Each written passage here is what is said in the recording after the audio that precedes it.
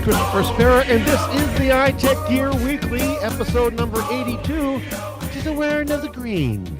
Recorded live Sunday, March 17th, live from iTechGear Central. As I said, this is Christopher Spera, the editor-in-chief over at iTechGear.org, and joining us this week, the former contributing writer over at Gear Diary, currently the host of the Linux Link Tech Show and living in the Retro Arcade podcast, and of course, editor over here at iTechGear.org, Brother Joel McLaughlin. How are you, sir?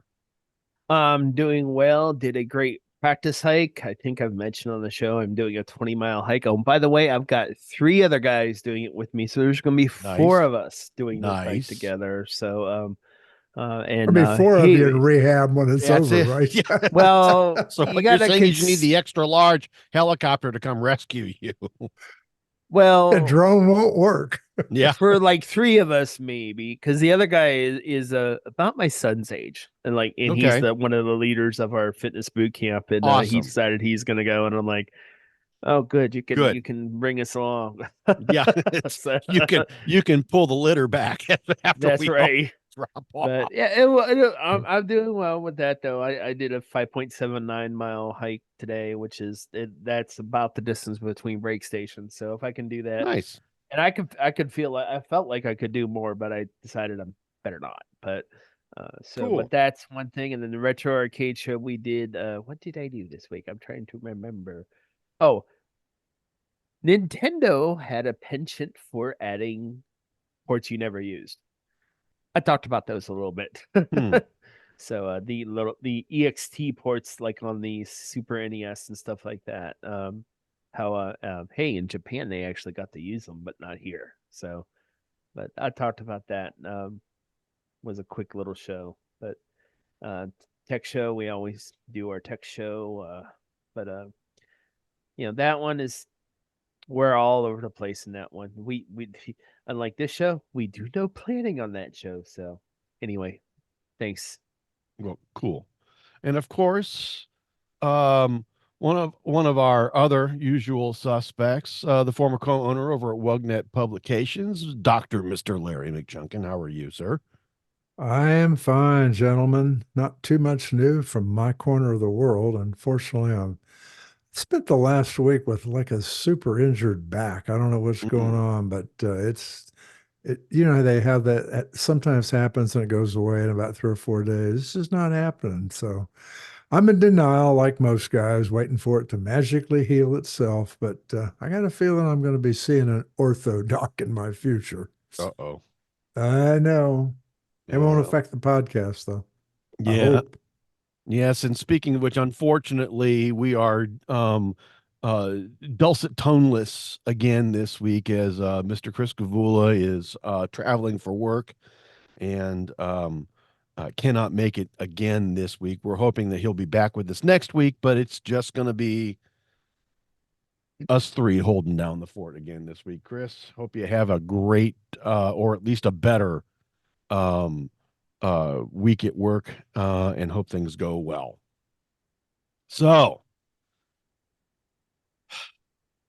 OLED iPads. Yeah. Oh yes. Yeah, I hear they aren't a coming round the track. Well, I mean, we've all been waiting. I mean, not that we've all been waiting on it, but I think Mr. Adorno over there at BGR kind of hit this nail right on the head. Simply put, the OLED panels that Apple has decided to use in their new 11 and 12.9-inch models of the iPad Pro, obviously they need to launch these both at the same time, and unfortunately the 11-inch ones aren't coming around. They're not done. So whoever's supplying them is either in deep kimchi or it was a planned outage or something happened, but so they're making the 12.9s, but they're not making the 11. Yeah, they supposedly have the panels for the 12.9, and I mean, that said, I think there's 2 primary demographics that are going to be purchasing the new iPads. I mean, obviously, some of us are sitting around with our hands on the Apple Pay button waiting for this, but I mean, I'm in that boat because I need an iPad, but others are in that boat because they just have to have the latest and the greatest, and in this case, the blackest of displays Sure. in an iPad, which really doesn't bother me a bit. In fact, if the price point comes out with this thing and it's too high with the Pro, I'll just get that new Air and not even worry Yeah. about it. And not worry about I it. could care I have less. I have a Yeah. iPad Pro with the liquid retina on this, not the liquid, whatever the current display Yeah, the normal technology is. Retina liquid. Yeah, Yeah. and it's fine. I have no problems. The blacks are inky enough for me. Um, and the Yeah, and I M2 think the chip new is way iPad Air overpowered. will probably be about like that one, won't it, Joe? About like your current Pro. I mean, when they upgrade the Pro, usually the Air takes the Well, next slot, except for the that's if they don't use it. That's if they don't use an alpha chip instead of the M right, chips. right. But the M2 is well overpowered for what an iPad can currently do today. It's not Well, to the say that, M1 was overpowered for what the iPad yeah, does, and largely, Right. yeah, yep. And that's the other thing too is the one reason why they haven't done anything lately. It's been over a year since they released the one I have. The one I Mhm. have is still the most current one. Well, they say it's been 2 years. Are you sure it's been a year? They say they haven't put a new Well, one you're out for right. anything. You're probably more right than I am. All I know is it's Well, still the latest, I'm greatest one. in And fact, they were whining about this in all of the tech blogs that this is as long as Apple has ever gone and not Without releasing released an a new iPad. iPad. well, let's face it though. I don't think the iPads are selling as hot as they used to. I got to agree Because with you there. Yeah, because I think most people are just doing just fine with their phones. I mean, when you got a phone with a 6 to 7 inch screen, do you really need an iPad? I don't know. I'm So I guess what I'm wondering is it that they are fine with their phones, or is it that the previous generation, the M1, M2s, are the yeah, ones that are really doing it, yeah, and they're I just don't satisfied they don't need anything else. yeah. I don't know. I think there's probably more use cases drive different use cases drive the purchase of an iPad than any other device because True. and that's also why it doesn't sell as much. There's all these little niche cases. Like for me, it's vision. Right. For me, my eyes are just bad enough that I can't use this iPhone as big as it is if Hmm. I'm in a conference room at a meeting and I'm trying to glance down at notes. It just doesn't work. Right. But the iPad, I can. So I just, for me, I got to get one, or I plan to get one. And the other option is to take my MacBook Air, which really isn't much bigger. I'm almost thinking Nope. maybe I should try that before I waste $1,000 on an iPad. Well, Yeah, it'll to be at go least ahead that. and speak for our missing Mr. Gavula, the iPad that he He has. loves his. I Oh, know. he that is his primary computing device. All He right. has said so Yes, he's many got a Mac, and times. yes, he has some Windows machines, and yes, he is into traditional computing, but his iPad Pro is his primary computing device, and he's saying, it's getting on time for a new one. So he's waiting. Yeah, So he does travel a lot though. So if you got to pack a bag up, his MBA and his right, iPad would be the first two things in that bag, probably. right. Well, it's like the iPad itself is enough.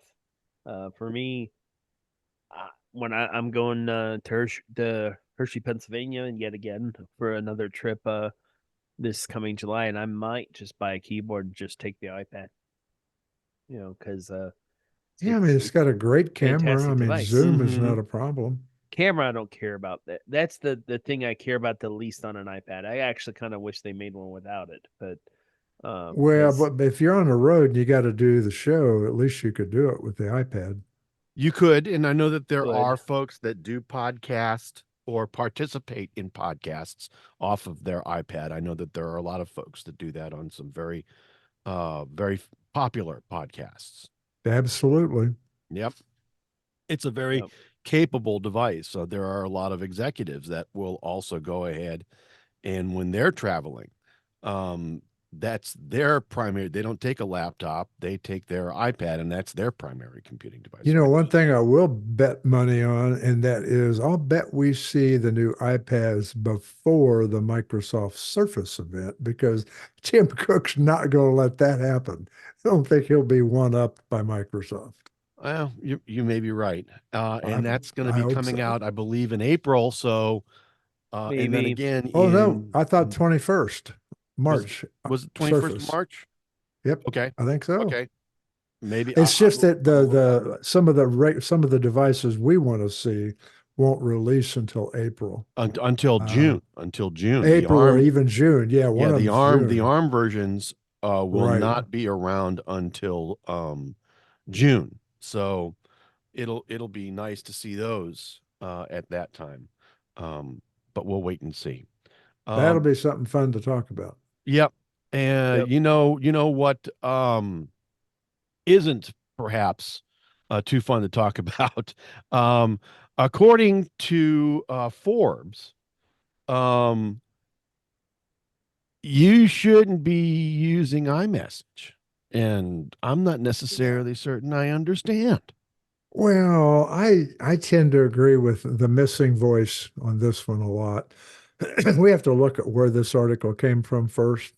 I mean, it Sure. comes from us from, I'm going to be quite frank, it comes from the folks over at the We Love to Bash Apple store. And I'm talking about Forbes.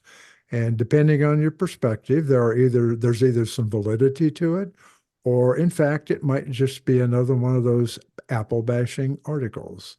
It depends on whether you, I guess, not necessarily believe it, but whether you are just, you're in tune with it. So Well, I don't know if you got to take a look at what WhatsApp did. WhatsApp added the media thing around its imminent third-party chats, and it put a warning out that it can't extend full security, and it promises to include this new hub feature thing, which I didn't even bother reading about, but that without control of the clients, the endpoints, it's going to be it's not secure. right. And that's we the would biggest say, issue and that's here. what iMessage is doing, the same thing. It's got the same focus as WhatsApp does. They're moving. What's that new security protocol that they're implementing called again? But which one? WhatsApp? WhatsApp? No. The new security protocol that's being implemented into iMessage later this year. I'm not sure if there's, I've heard a name for it. I know what you're referring to, but Right. they're talking about the end-to-end encryption. No, the new encryption that's supposed to be Quantum crypto. no. It's in that article. Well, it's where the transmission itself is fully encrypted, as are the endpoints. RSA. They're switching from RSA to EC. Okay. At least that's what had happened. But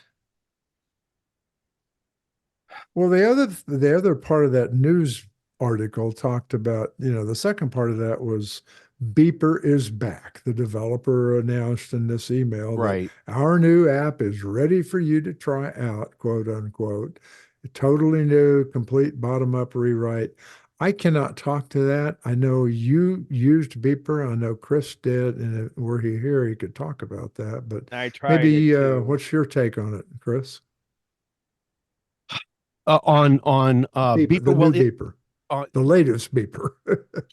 All right, so what it was doing before, long story short, I was very much in favor of, because it allowed me to send iMessage is my primary texting platform of choice here, as it is for many here in the States.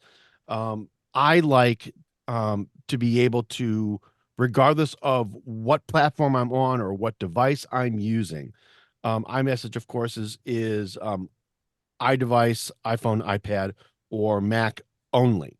Yes, you can text to other devices, right? But you're not going to get the same level of encryption or security in the text messages if the bubbles turn green. In fact, if the bubbles turn green, if there's one guy that is in a group text conversation who is on, say, an Android device, then everybody else who's on a iDevice will, or a Mac will be lowered to that same level, to the lowest common denominator, Lowest common denominator. right? Which, But the way I understand it, the latest version of Beeper has no iMessage in it, which is why Apple made them take correct, it away. correct. So, So I would the think that users are better off thinking of Beeper as just a unified inbox for everything outside the world of those blue bubbles. well, the nice thing about it though is it allowed you to communicate to those folks with the same level of security, regardless of what platform you were on, whether it was Windows, your Mac, an Android device, your iDevice, it didn't matter. Everybody was able to universally message everybody else with the same level of encryption and the same level of security. Right. Apple, of course, said no and blocked Beeper out of that. Unfortunately, Beeper finally gave up their attempts to quote unquote right the wrong, if you will, and they sort of moved on away from that. And to be very, very honest and upfront, since that has happened, I have not looked at Beeper at all. I Right. haven't done anything with them. What I am using is Blue Bubbles, Right. which will allow you to do the same sort of thing that Beeper was doing, or Beeper Mini was doing, but it does it by actually having you run a relay on your Mac or on another iDevice, and then all of your messages will go through that device because you will connect to it. So Right. that you will connect to that server, and that is how you, but you're already using a Mac, you've already got a Mac, you've already got an iDevice, you're already using that account, you're using your account with your credentials and nobody else's, not a common stack of that was used by Beeper Mini at one point. So long Let story me, sh- let me ask you this, and it's a true question because I don't participate on both sides of this fence. So if I'm not mistaken right now, the only way you can iMessage iPhone to Android is with these inbuilt platforms. You got to revert to SMS, and that's an old technology, and it does right. have some holes in it. It's got message character limits and blah blah blah. RCS, yeah, it's a step up, but is it enough of a step up? Uh, I Don't don't know. know. It's To just be honest, I don't know. All right. What bothers me though is that there is no interoperability between Android and iOS. yeah. And I keep on getting folks pinging me off of LinkedIn and other things as I'm looking for a job and saying, "Hey, give me your WhatsApp or your Telegram number." And I'm like, Mhm. "Sorry, I'm in the States. I don't use those. I have Right. Well, nobody to absolutely communicate with true. overseas, Yep. and I'm here in the States. Everybody's on iMessage or SMS, Right. Well, but what Forbes is saying, they're saying don't stop using iMessage, but do stop sending SMS text from right, iMessage in the wall garden, from the wall garden, which means stop using iMessage outside of the wall right, garden. which means you will not be able, if you do that, and it's very easy to go ahead and flip that switch and don't shift and just Right. use iMessage and don't use SMS at all. Very easy to configure that in Messages or iMessage on your device. I mean, um, as you a won't be able person who to uses communicate with iMessage, anybody that's not within the Apple ecosystem. why would I do that? I mean, You wouldn't. I wouldn't. You're right. You So wouldn't. this is why I disagree with Forbes here. Yeah. Yep. To be honest, I understand that they're trying to go ahead and close a security gap. All And they're right. trying to diss on SMS. I get it. It's not a great technology. And It's not Anymore. secure. It's Yeah. not secure. no, All right. And it's very easy for them for somebody to send you a nasty link or some sort of goofy picture that's got some nasty code in it that will bork up your device. Unfortunately, when you're SMSing or when you're communicating via SMS, you're out there and you're going to bump into that crap.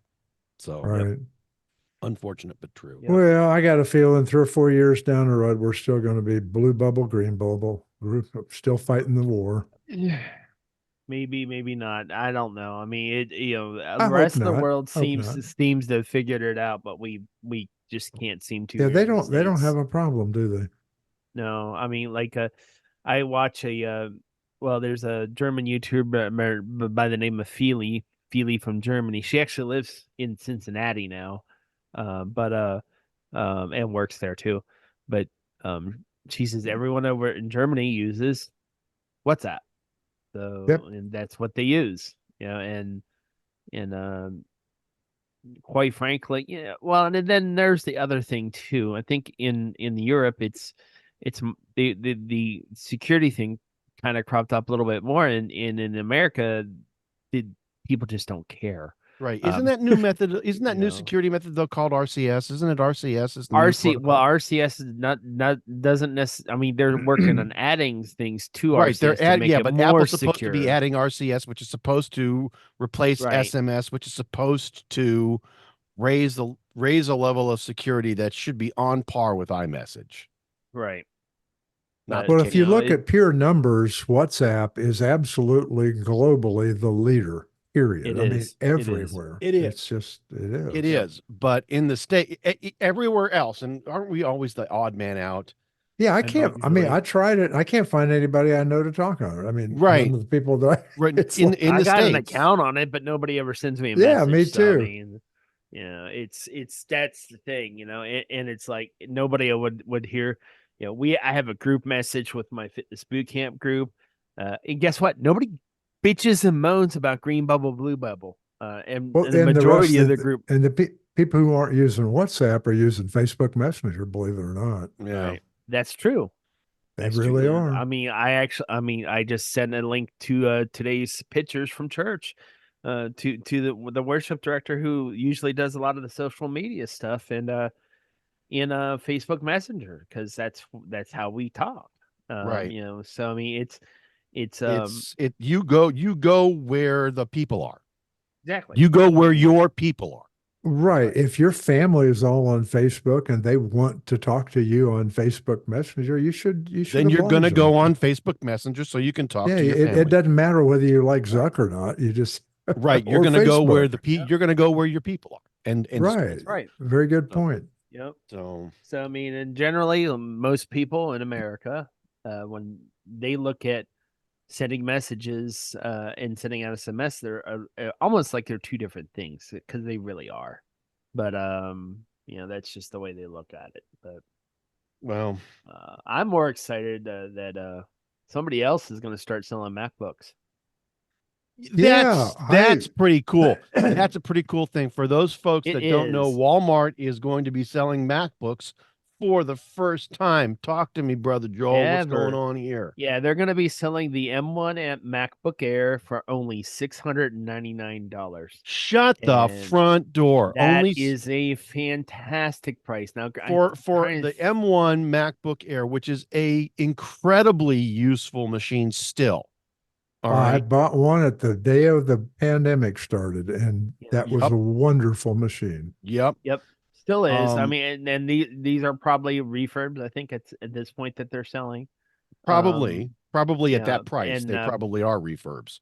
And at this price, this is the lowest price that anyone has ever sold them at. Others have sold it for at the lowest before was $759. I think Amazon was on there. I gotta think maybe there's some of those that aren't refurbs, and here's my reasoning, because until Walmart announced this, until Apple and Walmart inked this deal, Apple was still selling that thing online as a new computer. Yep. So they still probably have some stockpiled somewhere. Yeah. Now I want to tell you, certainly they do. Unless you have very specific needs, this M1 should do just fine for a lot of people. You know, You know, Yeah, if you're if you are a email and casual web, it's computing user, or if you are a productivity user, yeah, the M1 MacBook Air or any Mac with any an M. M1 series computer should take you seriously, provided that Apple still supports the M1 moving forward, right? At some point, they're going to say, yeah, you have to run the yeah. M2 or the M3 at least in order to get the new operating systems, right? But at some point, they'll drop support for it. But right now, I mean, it should take you at least the next 5 years.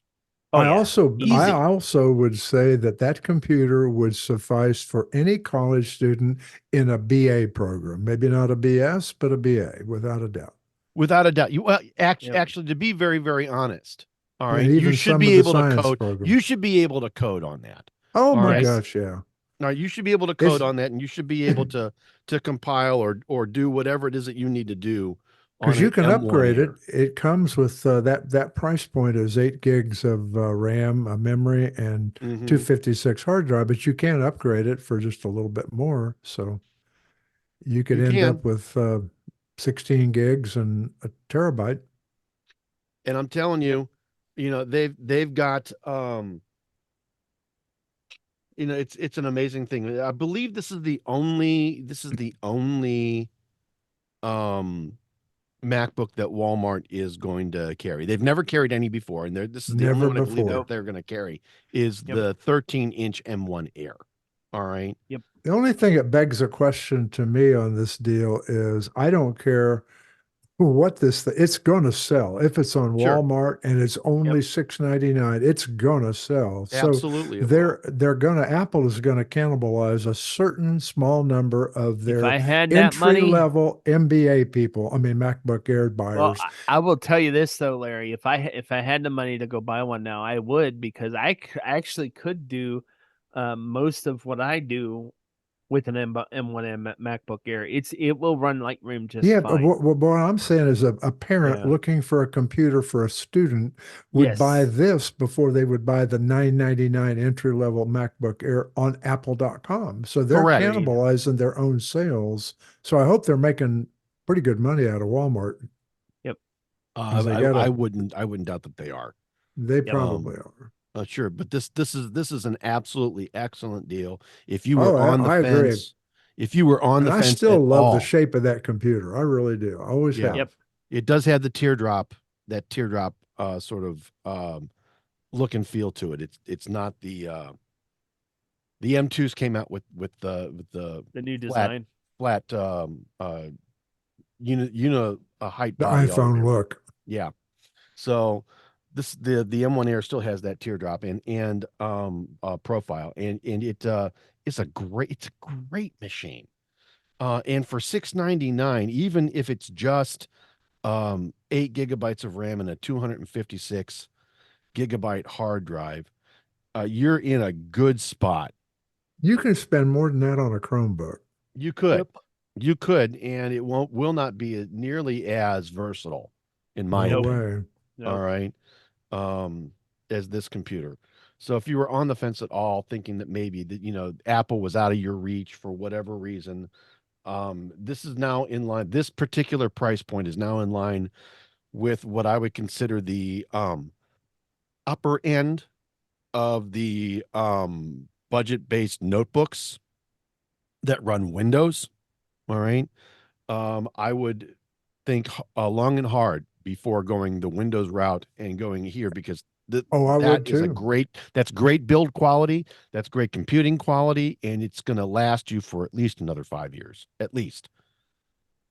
So through support upgrades and security update supports from Yep. Apple, I'm pretty sure you're going to be good for at least 5 Mhm. years. So it'll take you through high school. It should take you through college if you're starting as a freshman. For sure, it may even get you into college if you're a high school student, or into your master's degree if you're a college student now. So run, don't walk. So Yep. not too bad. So I'm going to go ahead and I'm going to move us to our mobile Linux segment, and I want to start off at least with an update on the OnePlus Watch 2. I talked about this a little bit last week. One of the things that I didn't mention last week was that this should be a no-brainer. When I'm trying to pair a OnePlus watch to a OnePlus phone, like your Apple or your Google devices, it should see it and it Do should it. just go. It should just do it. And this was the biggest train wreck I have ever seen in my entire life. I had to Wow. completely rip. I tried for over an hour trying to get these two that they would see each other, but they just, you know, they were in love. I love you, but I'm not in love with you. All right. I love you, but only as a friend. They friend zoned each other is basically what happened. Yes. I sat there for over an hour trying to get these things to talk, and I finally had to rip out every other Bluetooth device, had to turn them completely off. And before I could actually get it to pair for the first time. The other problem that I'm having is even though it pairs and it will see the other device after being paired initially and doing an initial sync, it'll tell me that it's not fully connected to the device. I may get What does that mean? I think. what that Do we means is think? I may get notifications, but I'm not going to get any data sync. All right.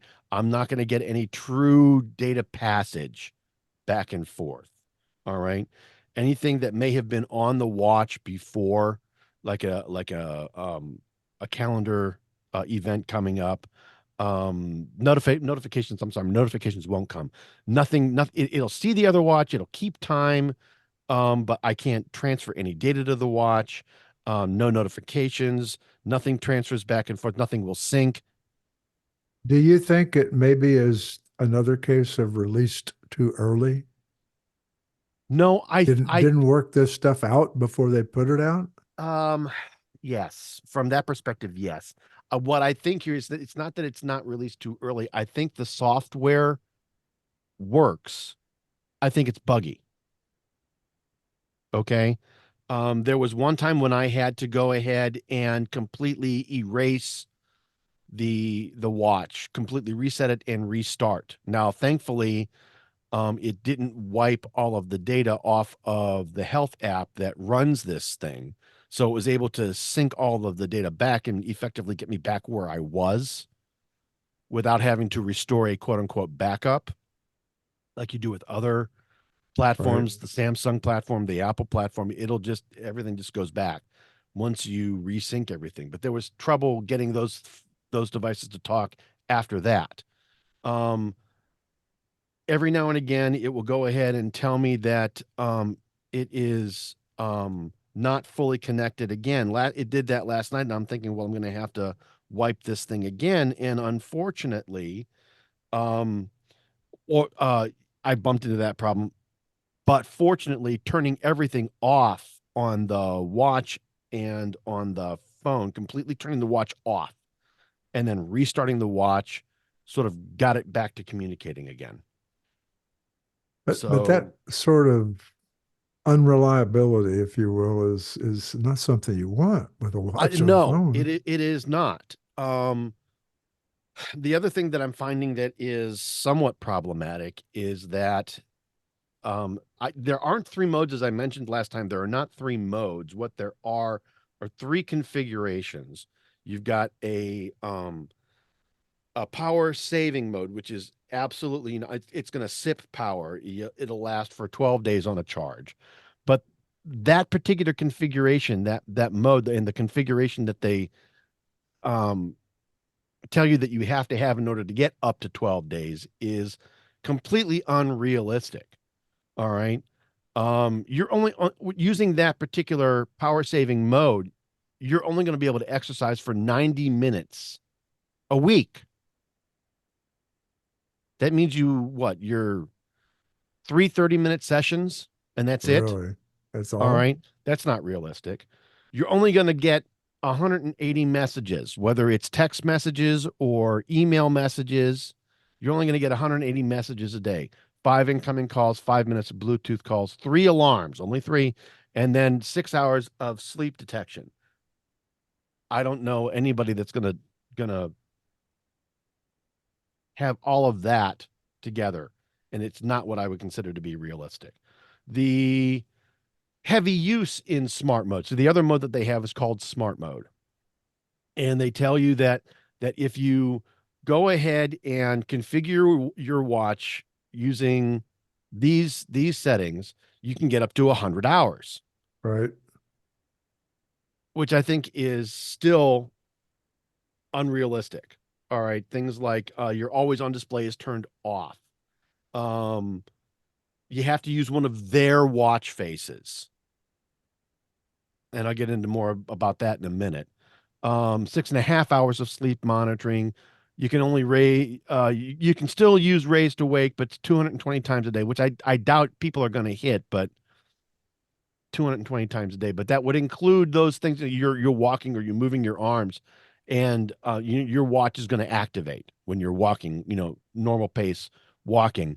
You raise it up, you raise your wrist up, you raise, and it's not a turn and look, it's a raise your wrist. So the accelerometer feels that, the movement, upward movement, it's going to turn on the watch face. So 220 times a day, 130 message notifications a day. You're only going to have your screen on for 20 minutes a day. Again, I think unrealistic. All right. You're only going to sync data with the watch and the Health application for 500 seconds a day. All right. And then you're only going to listen to Bluetooth music for 15 minutes a day. These are unrealistic. All right. Not And that even gets you up close. to, Not even close. right. Now, they say that that'll get you up to 100 hours worth of battery life. But, you start using a third-party watch face, or you're always on display is activated, and you drop 52%. And I'm not a big user, but I listen to music from my Right. Apple Watch probably an hour to an hour and 20 minutes every day. Right. And that would run me right off the charts with that. Right. Right. So you're basically going to get, what they say is that if you're a heavy user in smart mode, all right, then you're going to get 48 hours of charge to a single charge, right? 48 hours worth of time on a single charge, which is not bad. So that's 2 full days. So on day 3, you get up, your watch is dying, it's gasping for breath. You put it on the charger, and you should be good. In 10 minutes, you'll be good. Literally, 10 minutes, you'll be good for the next 24 hours. All right. It's a fast charge. Do they have real people that provide real support yet in that company? They have real people that provide real support. However, it is really a chat-based support that they want you to use. And even though they have Americanized names, these are all people that English is not their first language. They're over in India or some other country. They're not US based. They don't speak English or type English very well. All right. And it was very difficult when I was going through my repair process for the OnePlus Open. It was very difficult to communicate with these people. So Well, you know what? This is probably a subject for another time, and I won't belabor it. But I truly believe now that there are a lot of crappy support solutions there in that country. I believe there are a lot of wonderful ones that do a great job, but the person paying for that has to buy one or the other. One's cheap, the other's more expensive. right. If you go to, and the only reason I say this is I've had to delve into and learn jot form. And I'm going to tell you what a great product. But beside that, their support is, as you say, their chat support is amazing. Their email support is turnaround in minutes, and it's perfect, along with screencasts and everything on how to do what you have a problem with, all coming from offshore. This is somebody's paying for it. Right, but this ain't it. All right. Right. And while support is definitely one issue, I want to get back to the heavy use in smart mode with the watch. Every time you use a third-party watch face, this would be a watch face either coming from a watch face application like FaceMaker or a Facer or Watchmaker or some other, and there are a couple others that are out there Other than that are theirs. something other than theirs. This watch, that the watch will complain at you with a very long, lengthy explanation of, if you do this, you're going to run out of power really quickly. And it makes it sound like this face is not compatible with this watch. It'll run, but it's not compatible with this watch. And if you use it, you're running the risk of running out of power, in minutes. All right. That's the way the message comes across. And it's not true. But I will tell you, if you configure that watch face, that third-party watch face correctly, you're going to get some decent use out of it. The goal here is to get you through a full 24-hour period, at least the bare minimum, so that you can roll out of bed after having it track your sleep data, get you to work, throw it on the charger for say an hour, and after an hour, it's going to you'll hit 100%. But get you to work, and then have it take you from that hour after you've charged it at the office or down at your home office, get you through the next 24-hour period. That's is really the what only you impetus to buy this thing because it'll work with your OnePlus phone? Is that because otherwise, No, why wouldn't you use one of the other watches out there? All right, so right now, they are giving everybody a $50 off coupon. It's normally $299. All right. They're selling it right now for $249. You can, depending on what watch you may contribute in trade in, you may get additional money off. All right.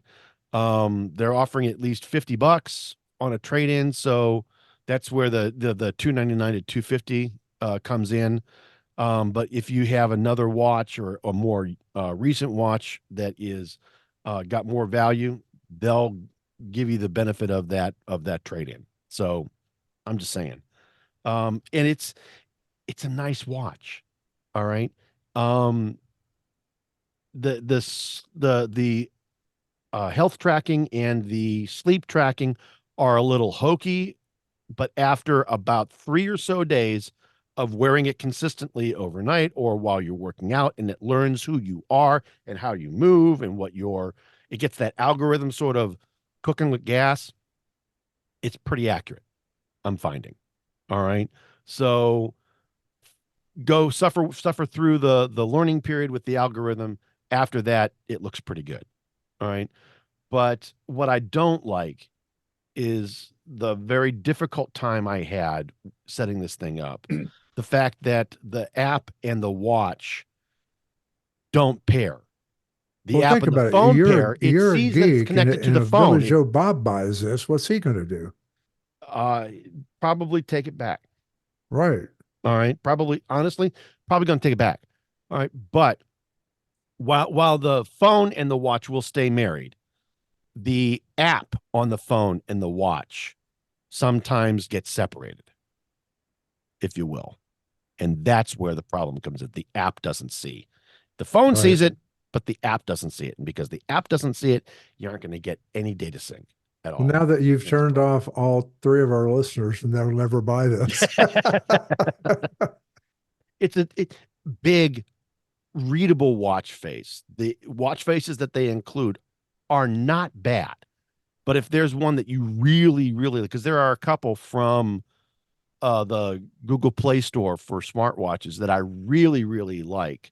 And it does burn a little bit more power with these, but I've got them tweaked in such a way that it really gets me through. It gets me through the 24 to 36 hours. All right. I can get to the office, or I can get to my desk and charge it and not have to worry about it. And it's very fast charging. Right. All right. But it needs some help. And maybe they may get that help from Google I/O, which is coming up. When, Joel? That would be May 14th. Talk to me about Google I/O, this year's Google I/O. What's going on there? Google I/O is usually where they end up announcing, but not releasing, their Pixel phone. So they'll probably announce the Pixel 9 series Okay. Which I'm most excited about because it's probably what I'm going to end up with. But there's going to be a lot of Gemini heavy content with this developer conference this year, which that's what Google I/O is. Now, Google I/O in the past had been known for being the place where people got hardware. They'd walk in and they'd have a Nexus 4 under their seat, or at one point they had the Nexus Q. Do you remember that? Yeah. Was under There their used to be seat. something under all the seats. Yes. That's not really what's happening anymore. Plus, I think it's also become, as well as an in-person event, an online event primarily now. Yeah. But we'll see what happens. May 14th is when the live keynote begins. I think it's always an exciting time for those who are in the Android area. Hopefully they'll fix some of the issues with Gemini. Gemini, I will say I've been playing with it from off and on, and for some of the things I'd like to do with it, I have been able to do it. I haven't tried anything with coding with it, but it's definitely a useful tool.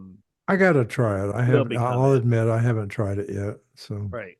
Well, I'm just a little bit AI'd out, to be honest, because everything from your phone to your washing machine freaking I has know. AI now. Yeah. Everything's going to it's a little be, it's all going to ridiculous. be, And even if it's not AI, they put AI in the name to make you think it's there. right. That's right. Right. Now, Golf clubs. I go back to so that. with Google I/O, I'm hoping that we're going to hear some information on some of the newer Google devices that are supposed to be coming Maybe out. a Fold 2. That would be the Google Pixel 9 this year. Yeah, Pixel 9 Pro, and maybe news on Fold 2. Maybe Fold 2 This will is be where they released. bring out the 8A too, isn't it, Joel? Yeah. Yes. Yeah. And that'll be a release instantly. That'll be, you can order as soon as the show's over. More than likely, yes. What I'm nothing hoping wrong with though the is that 8A, No, what I I'm think the hoping, A series is a smart move. They've made It money is. with that. oh, the A series, yes, it's an affordable Well, or the device. 7 or the 6 or whatever, Right. just the A. Right. They're a budget device, and they have been very successful.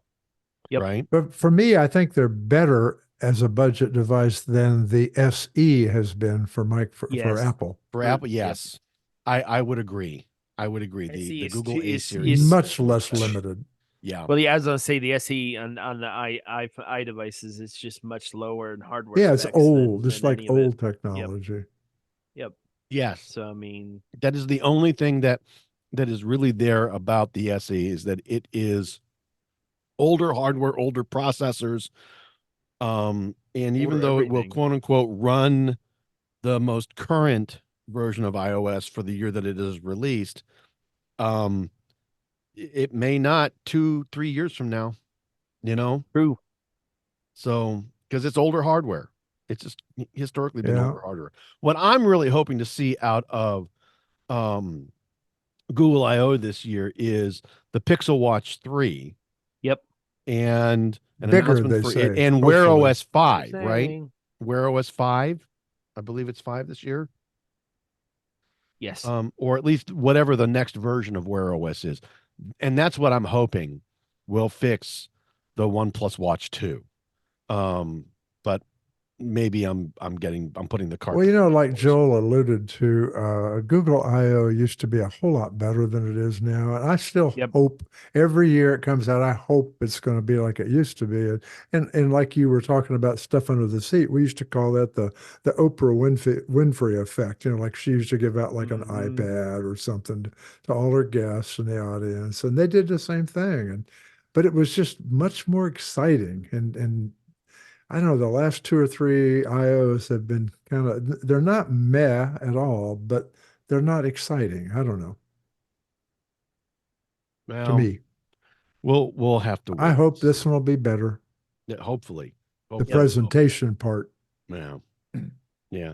So one of the things that you may also see out of this, and though I don't know, but I'm certain that any new technology that Google comes up with may actually hit the headlines out of Google I/O, which may include, Chrome being able to protect and preserve your privacy while you browse.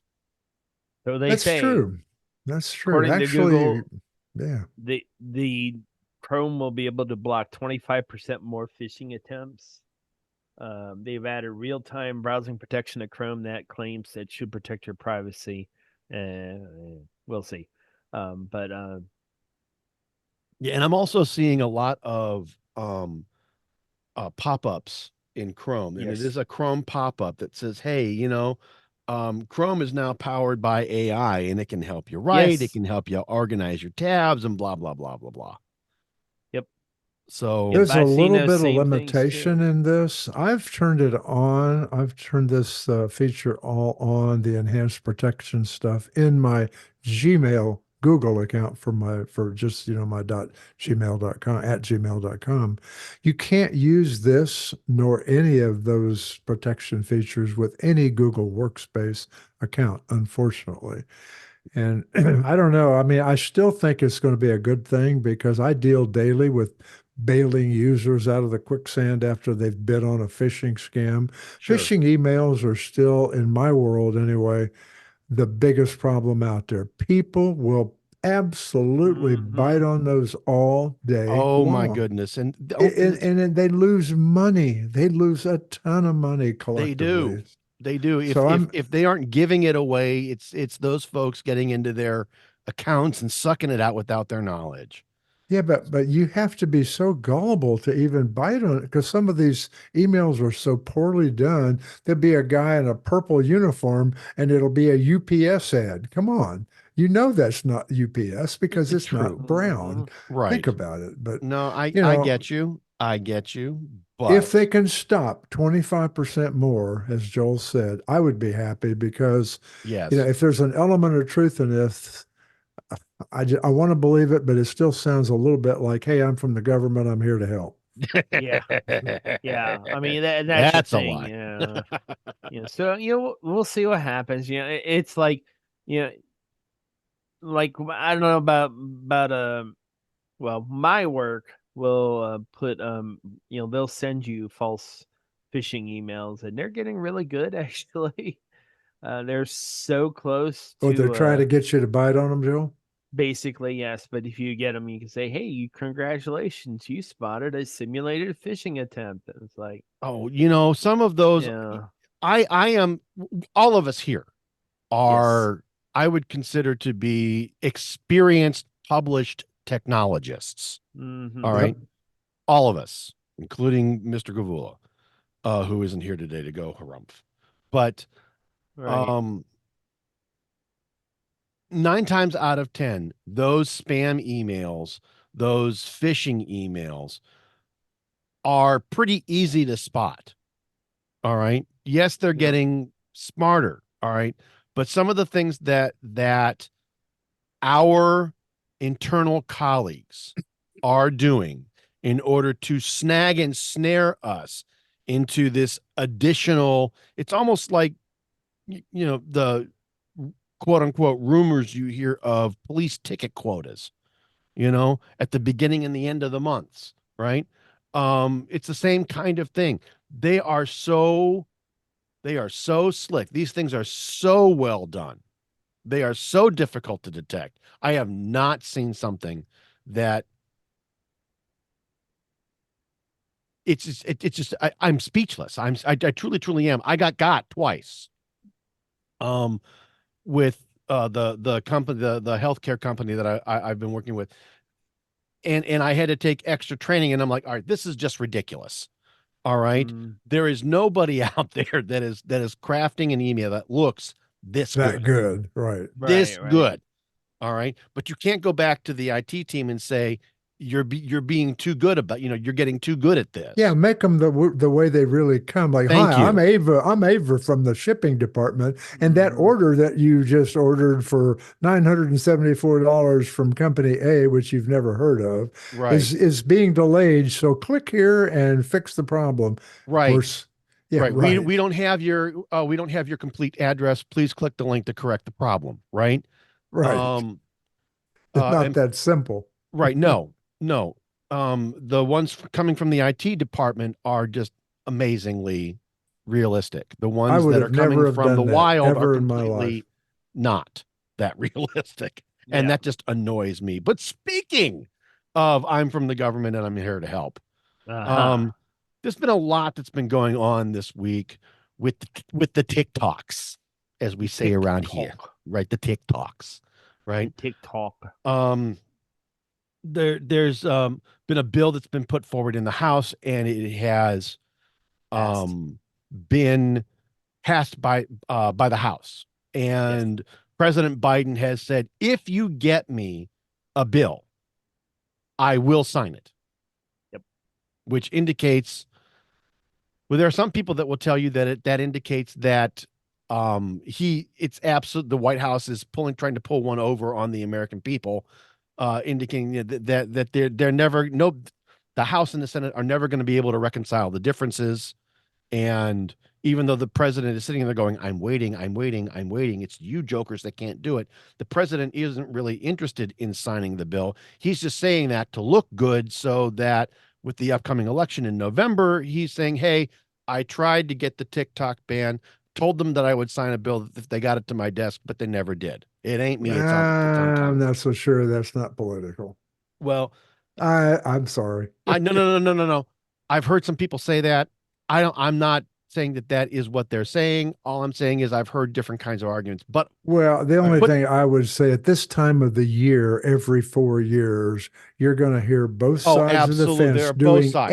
Both everything they sides. can to Yes. pull Both the sides. wool over our eyes. Always. Yes. Yep. I totally agree with you. And I don't want to make this a political discussion, because that's not where I want to go. Yep. All right. And really, I don't think this necessarily is.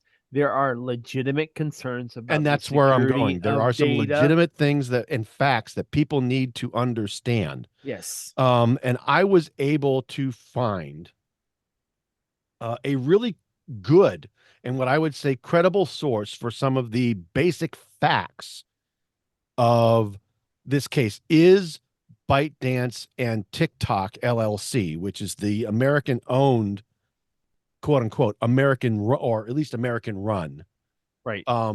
limited liability company of ByteDance here in the US, that all of the development or whatever for the TikTok, the US version of TikTok, comes from. Mm-hmm. All right. Right. There's a whole bunch of information and basic facts that I want to get across everybody. I was able to find a really cool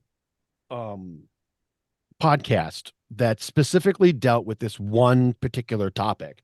And it is from our friends over at the Daily Tech News Show.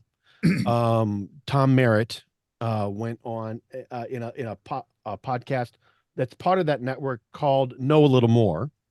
And he basically threw out the following information, and I'm going to summarize some of this. All right. And I'm going to go through. Thankfully, Apple Podcasts is able now to go ahead and completely give you a full transcript of the entire podcast. And that's where I've gotten gotten all of this information, is directly from the podcast through the transcription process of Apple Podcasts. So a little bit about ByteDance. All right. It originally grew out of a real estate search engine called 99 Fang that was started in 2009 by a couple of individuals named Zhang Yiming and Zhang Rubo. Those two and some of the other 99 Fang employees started work in 2012 on an app that would eventually become TikTok. All right. ByteDance in and of itself has a lot of other apps that are mostly in India and Southeast Asia. Now, the data here from all of the US users of TikTok is actually stored in Texas in an Oracle database. All right. And there is a great deal of auditing that goes on by folks here in the US of the data that is A, collected, and B, transitioned back to Southeast Asia.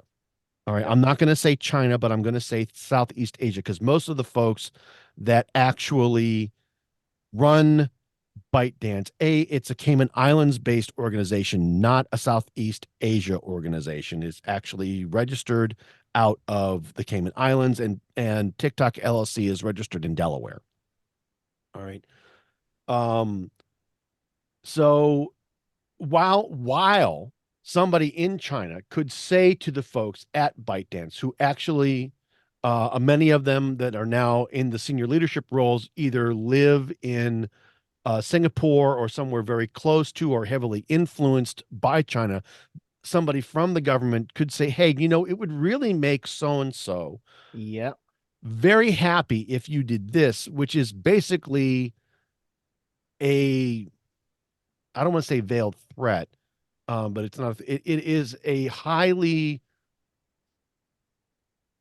a big suggestion that says, you do this, you get these kudos. All right. Yep. You make that person or that party member happy, and good things will happen to you and yours. So is this a Chinese company? Technically, no, it's not. It's a Cayman Islands company. All right. And in the US, it's run by a company that's controlled by ByteDance out of the Cayman Islands, even though the owners of that Cayman Islands organization are actually in or around Southeast Asia, mainly Singapore. All right. And do have some ties, some very loose ties to the Chinese government. Yes, they absolutely do. It's not a Chinese corporation. All right. Even though it seems as though China might order an algorithm tweak here and there to push out a recommendation of devices topics in order to foment unrest in the US. It may or may not happen. You don't really know. You're going to have to wait and see. And I think one of the things that people are confusing here is that the ties, apparently, if you read this information, and it is lengthy, it seems as though there's influence. There may not be. ByteDance is 20% owned by its founders, 20% owned by its employees.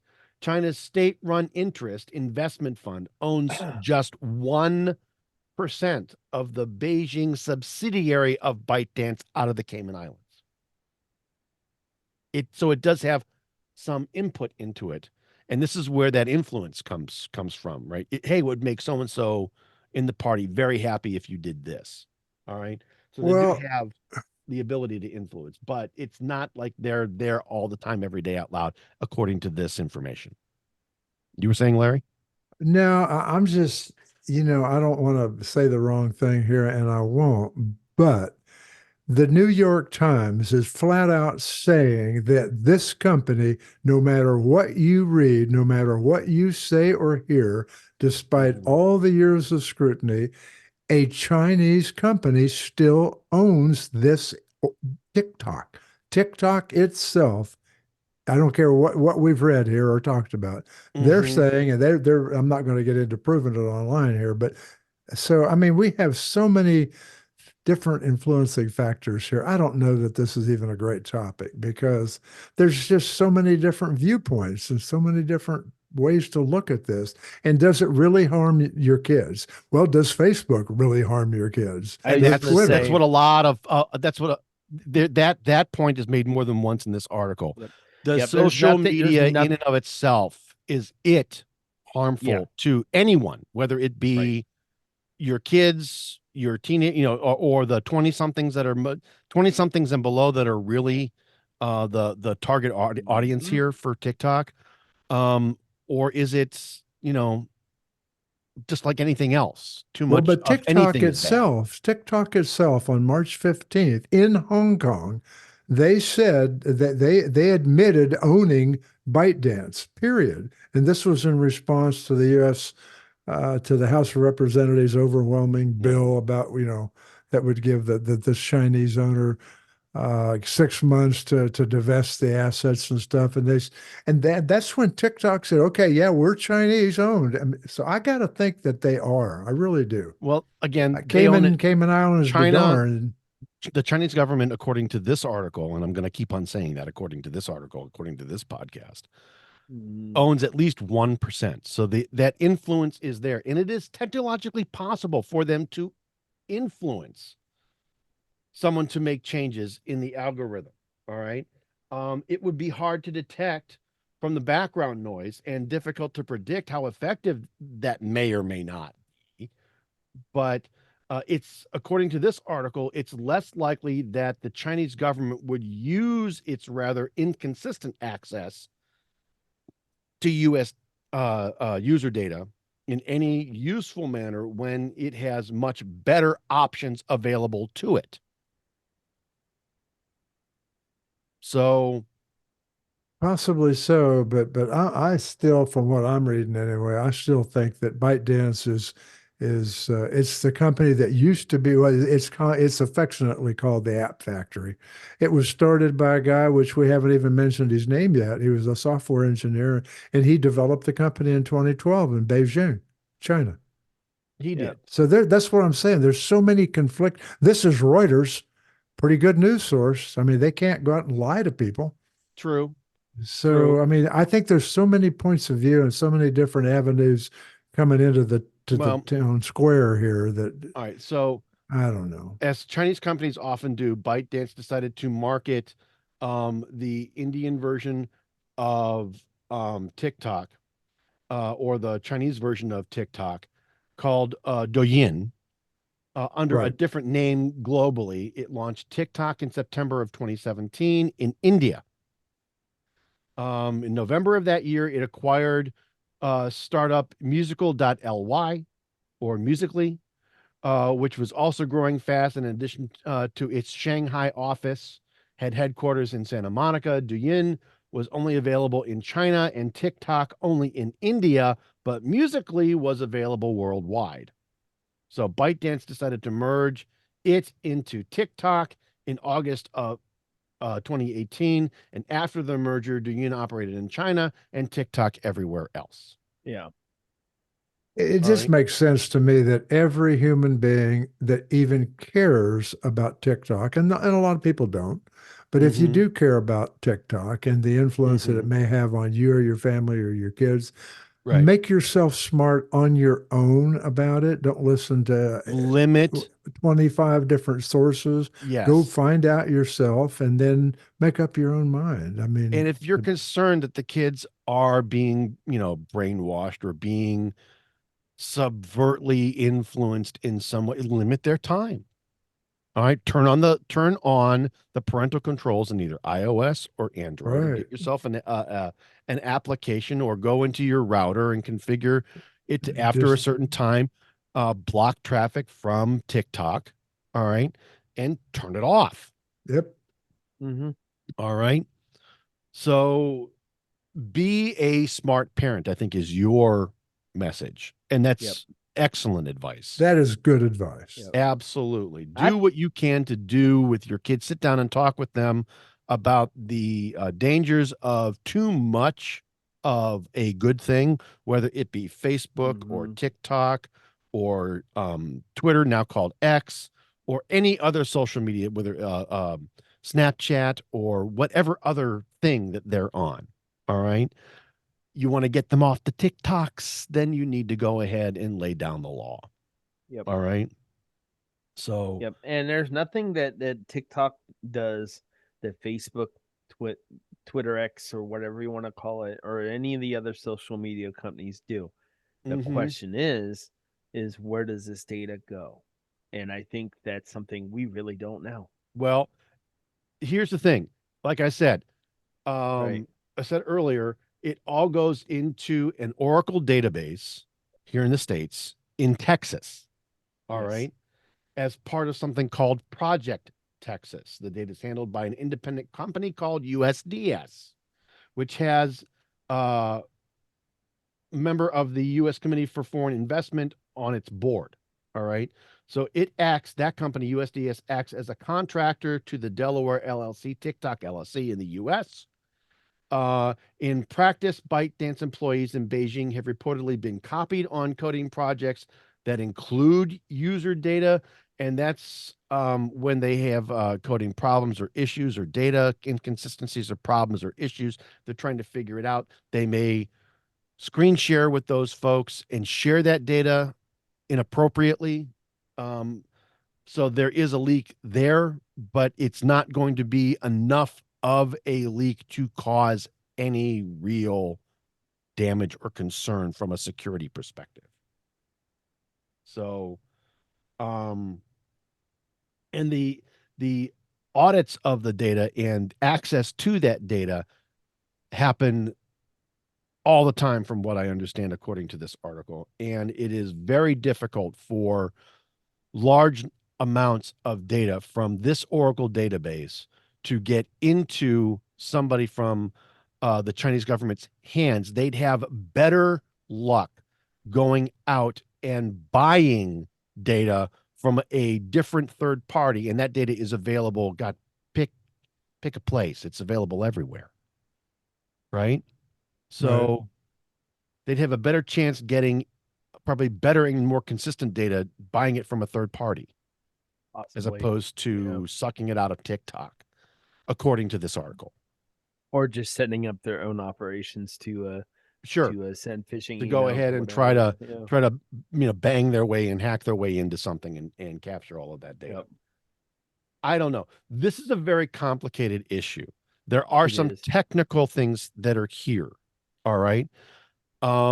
If you want to figure out what's going on with this, I would highly recommend you guys go and download and listen to this episode of Know a Little More that specifically deals with the TikTok ban. All right. Tom Merritt does a really great job of going through this and explaining it. And once you follow it all, as opposed to henpecking information like I have up and down throughout the transcript, you'll get a better understanding of where those facts are. All right. And they are what I would consider to be facts. I don't see at the end of it, does this particular source actually make an opinion of any kind, or did they just put this out as info? No, they do not. This is not, there is no editorial in here, or it doesn't read as an editorial at all. And I've been editing copy long enough to recognize editorial, and I know you know that. But at the same time, and you can, I forwarded the transcript to this particular this particular podcast from Know a Little More to all of our hosts, and you have it there and you can see it. I will. I'll read it. Yeah. And if need be, we can come and revisit this subject again next week in a very brief form. All right. But at this point, I want to go ahead and move us to our Windows segment. But before we do that, I would like to take a very quick break. Hi, this is Christopher Spera with iTechGear.org, and I'm here to tell you that iTechGear.org and the iTechGear Weekly are on Patreon. Patreon is a platform for creators, allowing them to express their creative side in an organized, marketable fashion and earn a living or create a really cool kind of side hustle. You can create a community around your hobby of choice. You can gain followers. You can get members and supporters all along the way. You can create subscription products that, for a pledged amount every month, you'll provide to your members and followers. Setup is easy. Prices are reasonable, and you can have your pledges auto-deposited into an account of your choice every month. With iTechGear.org, Our initial offering is a monthly newsletter for just $3 a month. This is our initial offering, and we'll have other tiers and other products and other offers up in the coming months. Become a patron of our site.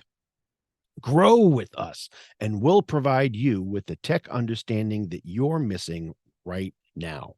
Join us on Patreon at www.patreon.com/iTechGear. That's www.patreon.com/iTechGear. And welcome back to the iTechGear Weekly, episode number 82, to the Wearing of the Green. And I want to go ahead and I want to move us to our Windows segment. And there's just two stories here that should not be too horrible.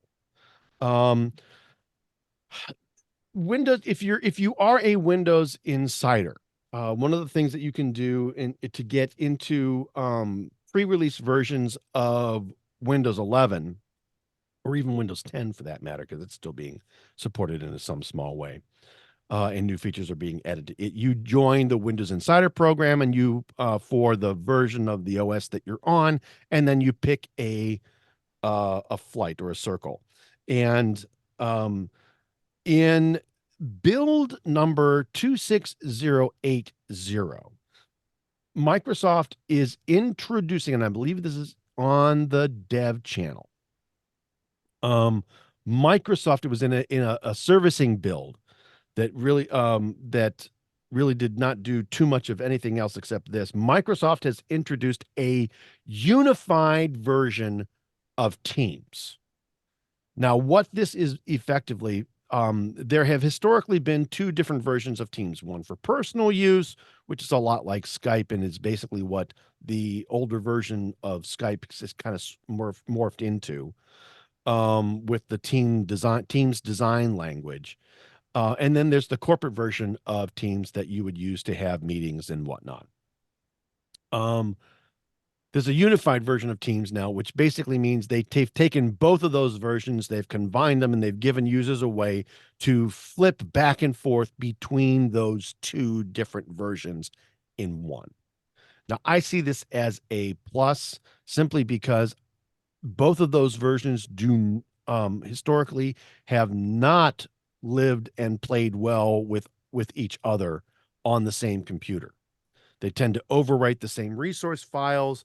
You tend to get one versus the other, and switching back takes a little bit, and it really kind of makes you grab a sledgehammer or a lead pipe or something, take it into the library with Professor Plum and just beat it to death in order to get it to go to the version that you want it to stick with, or at least use now.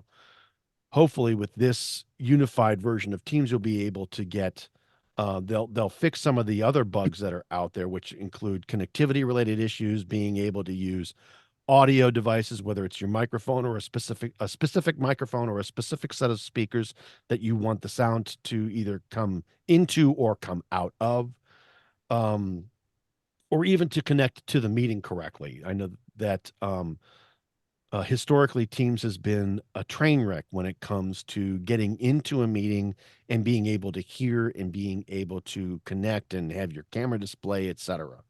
Yeah, I would offer up to Microsoft, just make your product better, because so many people don't like it. I'm one of them, but I mean, I'm not the only one. No. Nope. No. I just I don't know that too. there's anybody also, on the team here on the iTGW team that likes Teams or prefers it over anything else. I also would go back to say where I don't think unified is a good idea, and I'll tell you why. Why? Well, one thing that I think a lot of people struggle with is maintaining their separate spaces. Yeah. Maintaining a workspace in a personal space, like I see the same issues with iDevices too. Whereas if your company doesn't like give you your own Apple Store login to buy company stuff with, then you have to use your own. Like I have my own on my corporate iPhone, but I it's for work. I don't use it for anything, but same thing goes with any of the audio devices, the AirPods or the AirPods Pro, any of them. They're automatically connected to every iDevice I have. Some people think that's a great thing. I do not. And that's just my opinion. It's, if you like it, hey, bully for you. But it's just something I don't like. Sure. And I don't think it's a good idea with this Teams client either. I have in Slack had a similar issue with it, although it's not near as hard. Mostly because I only use Slack at work now. But it's like there are reasons people want to have separate spaces, and they should be able to keep those. Oh, agreed. If you do want to go ahead and have them separate Yes, and you just not said in how. a unified Yeah. form, then Microsoft needs to do a better job of making these things work and play well on the same machine, because currently they don't. Or make it Yep. like a universal app with Apple, wherein if you're in one of the apps, it's one way, and if you're in the other, it's the other. Clear line between them, but yet it's one app. Right. That would work. That would work. And I hopefully don't that know will be that this. they can do that though. I've got the dev channel on one machine. I have not upgraded to this particular version yet. Because I haven't had that particular machine on. I need to go ahead and get to it and see if I can find that new unified version of Teams, and hopefully be able to connect to something corporate, like for a job interview or something. Because otherwise, I'm stuck with the web version. Because, like I said, those two versions don't play and work well together, and the corporate version of Teams really wants you to connect to a specific enterprise domain before you're able to log in and use that version as opposed to the personal version. It might just be what would really be a good idea, at least in my opinion, is everybody uses the corporate version. Please get rid of the personal version, and let's just everybody use the one, and just let me sign in with my Microsoft account. Thank you. All right. Thank you. That would be wonderful. But Well, the last story that I've got in this particular segment is that Windows 11 speech recognition is going to be deprecated in 2024. Now, what is Windows 11 speech recognition? Very simply, it's you talk at types, all right? Or some way of you talking to the computer and the computer understanding what you're asking and saying. What they are switching to is a different version that more than likely will work with the newer versions of Chat GPT-4 Turbo that will be part of Copilot, and the newer version of Windows 11 for AI that's coming out later this year.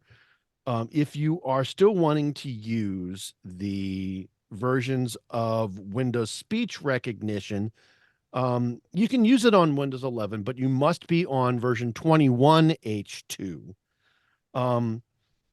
Because you won't be able to access it from the newer versions. And if you're still on 21H2, you're going to be forced to upgrade to 22H2 or 23H2 in the coming weeks. So it ain't going to last long from there, unless, of course, your particular enterprise blocks it and prevents you from upgrading out of 21H2.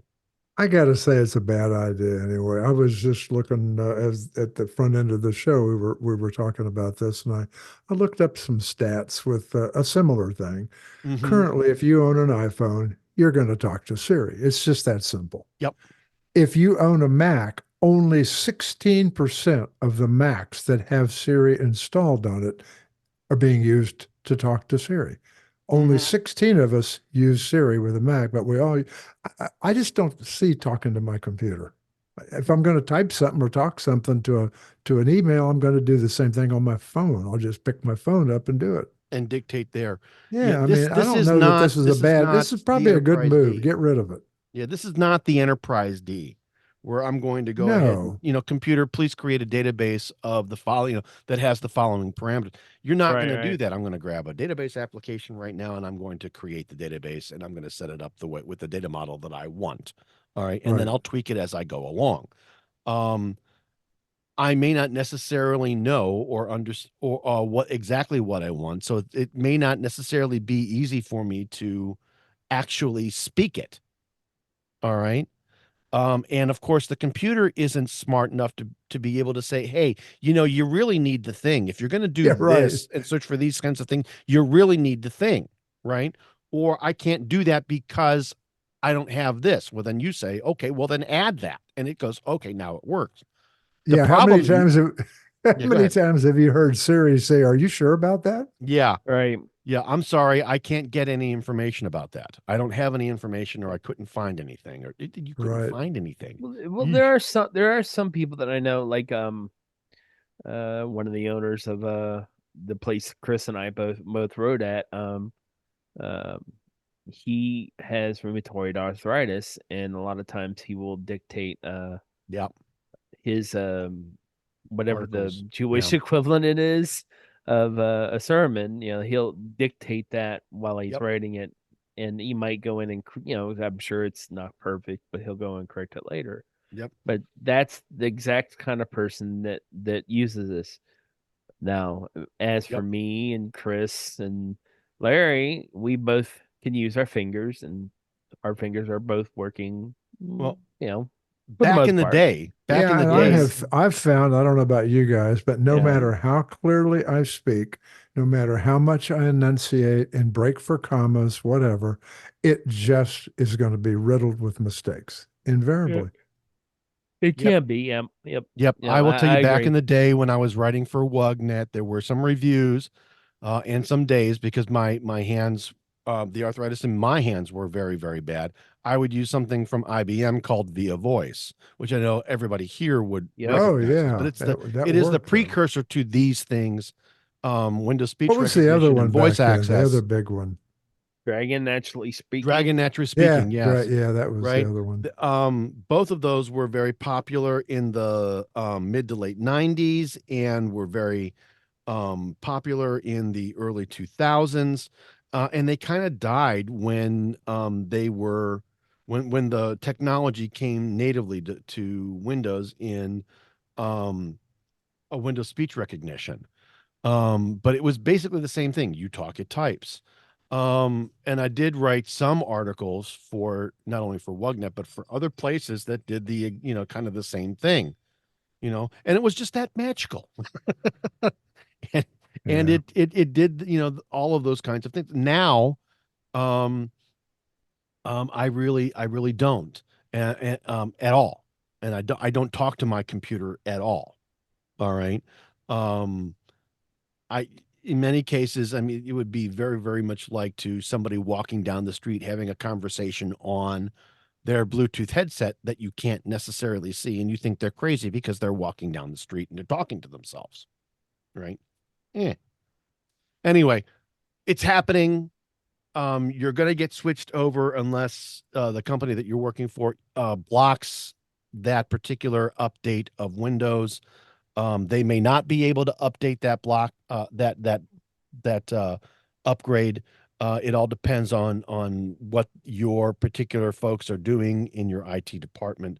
But it will be Windows speech recognition will be completely gone and completely deprecated in September of this year, 2024. So we'll see what happens. But that, kids, that is effectively the show. And what I want to do is move us to our new tip of the week segment. Yes. iTechGear was founded with the intent of making technology easy for everyone to use and understand. This team, this august team of dedicated published technologists, has really dedicated themselves and their writing careers to that purpose. So every week, starting with episode 81, the iTechGear Weekly will feature a new computing tip authored by one of our experienced editors. Or If you guys technology. have It doesn't have to be questions, computer. if you guys have questions or if you have suggestions, you can send them to tips@itechgear.org. And if we feel that it's compelling enough, we'll put it on the show and we'll give you your 15 minutes of fame. But this week, Brother Joel, you've got this week's tip. What is it? Yes. Well, with the proliferation of AI and AI image generators, the one thing that I've seen on in an uptick on the Facebook and some of the other social networks is this proliferation of images that look like it might be a good thing, but really isn't. Kind of, sort of. Like the one that I saw that kind of just piqued my interest this week was somebody shared an image of a Dr. Pepper Oreo. There I is saw no it. such Well, I saw it from you. I That's saw what that. I saw. Yeah. I saw that. There is no such animal. It's not being pursued by Nabisco and Dr. Pepper, as far as I know. But the image itself, if you look at it, it looks if you just look at it and don't look at it for more than a second or two, it looks like it could be real.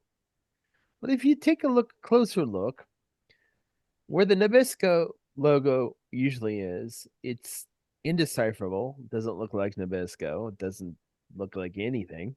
And then it also over in the place where it would normally tell you what the cookie is, it's also indecipherable. Where it says, where it normally say open here, it's also indecipherable. This is an AI generated image. It looks kind of like it might have the Dr. Pepper logo in the middle of the cookie, when actually I just looked at it even closer. It doesn't even look like that. So this is where AI kind of screws up. They're not. That's one of the places that it would be, and I'm seeing more and more of these fake product images. So some of which actually sound good, some of it which sound completely disgusting, like dill pickle Pop-Tarts. No, thank you. No, thank you. Yeah. But it goes even further than that. So if you try, like I tried to generate a image of a woman, all right, and if you look at the two images I have in our article, they don't have the right number of fingers. All right, and then the other things too, like I said, generate an image of a man riding a tiger. Well, then I got this weird looking one that looks kind of like could be a tiger, but it really isn't. So the AI is still being working on it. Another one, it's still learning. Yeah. So then another one has said, generate a picture of a woman taking a selfie. The first image is a woman, but where's her phone? There's no, she's not taking a selfie. The other is completely indecipherable. Okay.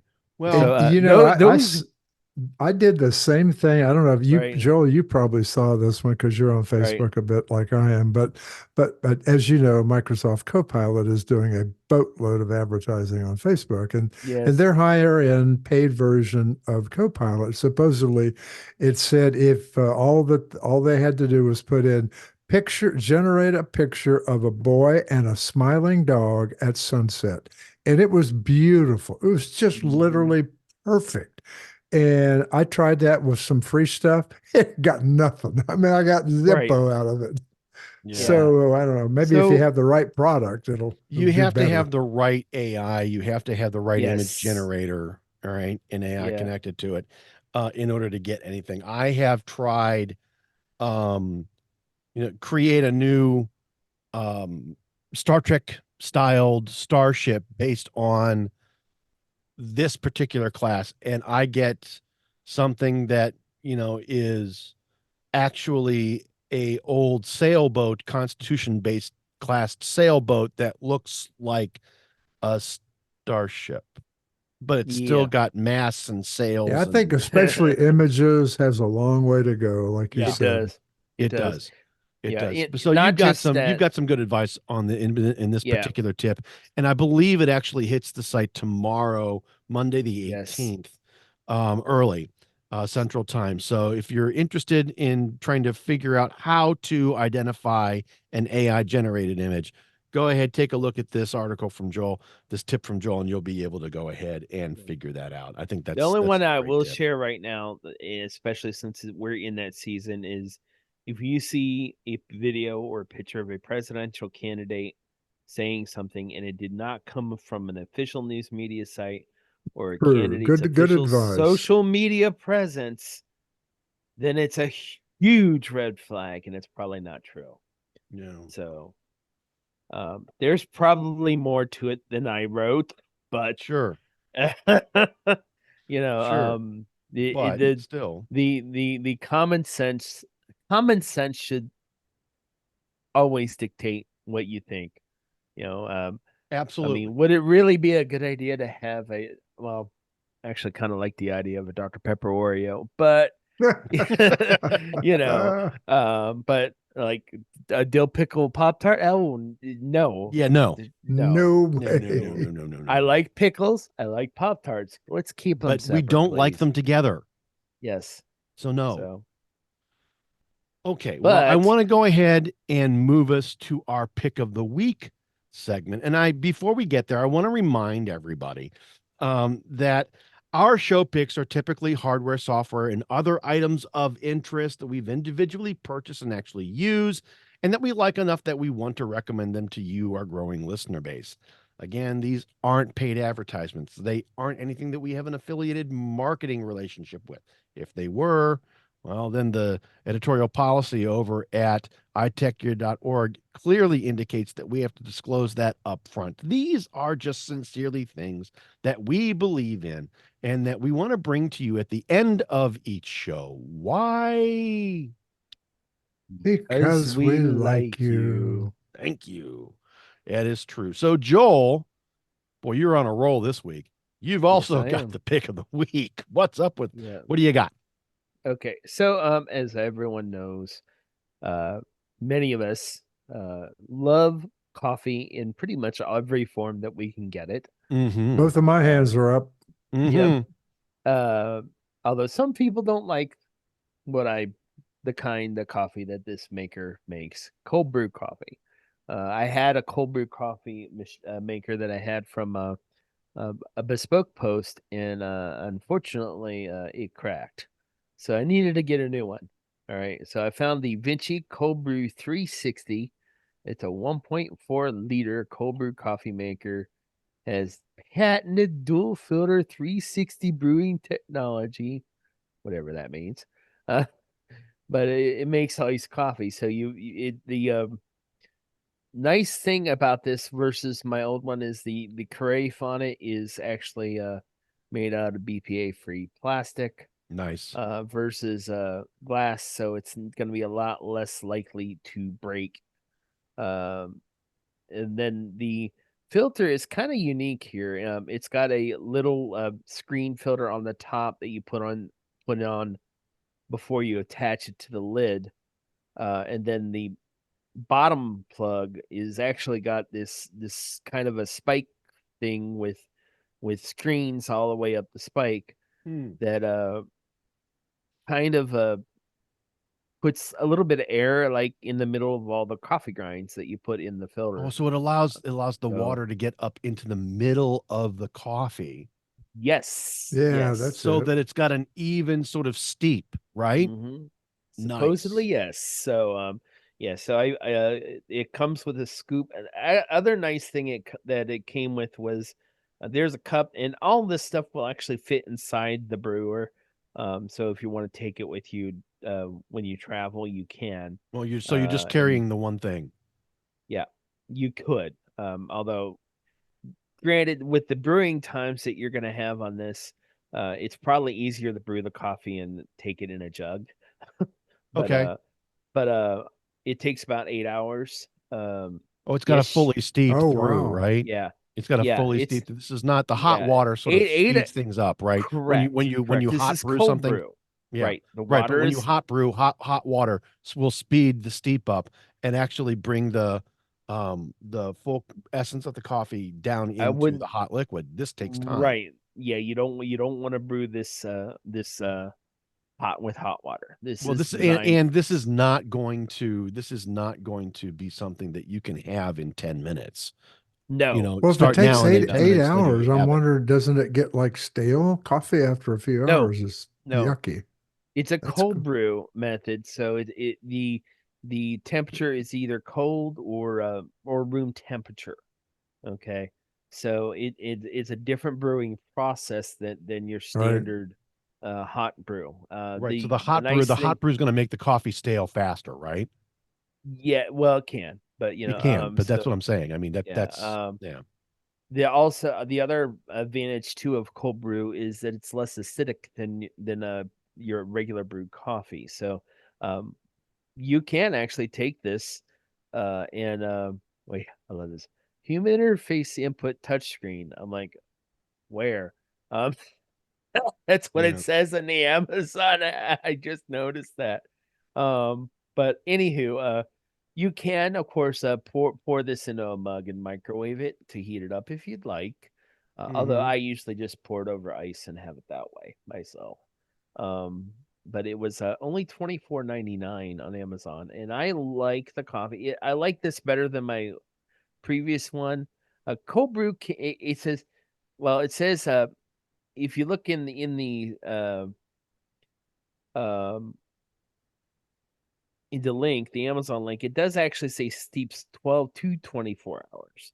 So I've done it between 8 and 12, and it's been just fine.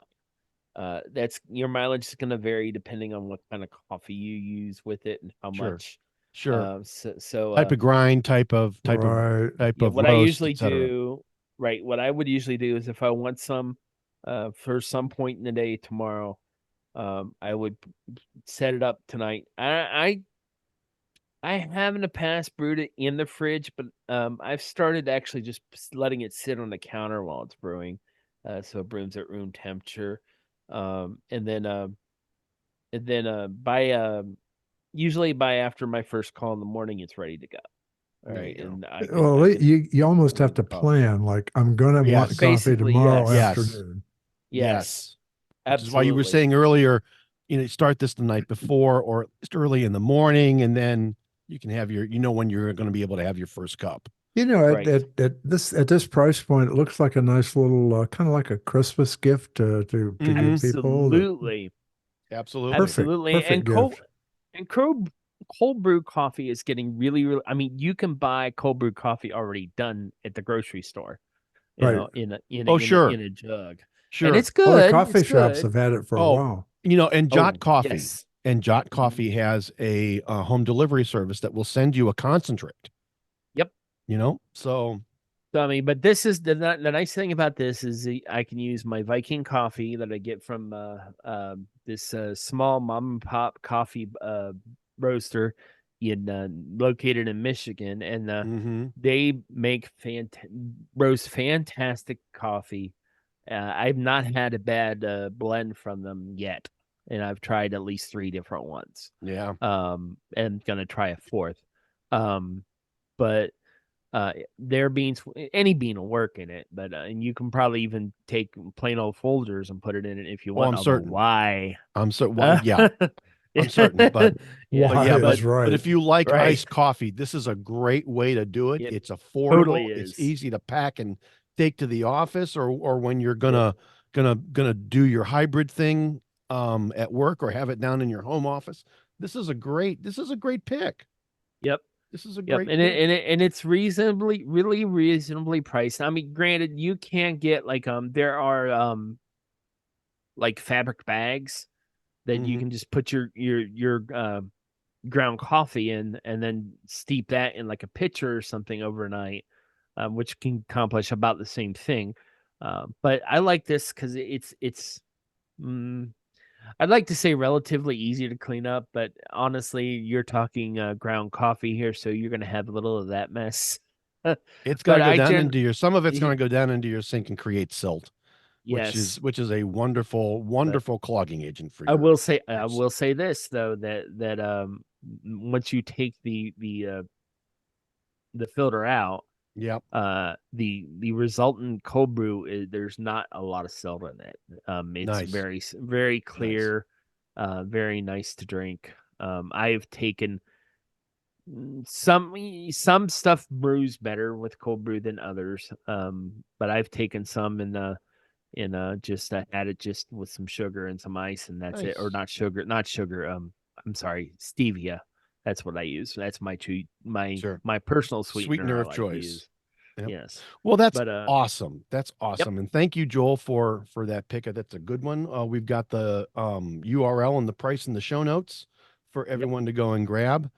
And that, kids, is the show. This has been the iTechGear Weekly, episode number 82. 'Tis a wearing of the green. And before we go, I want to say, may the road rise up to meet you. May the wind be at your back. May the sun shine warm upon your face. May the rain fall soft upon your fields. May God hold you in the palm of his hand, and may you be in heaven a half hour before the devil knows you're dead. You did that good. Thank you. We will see everybody next time.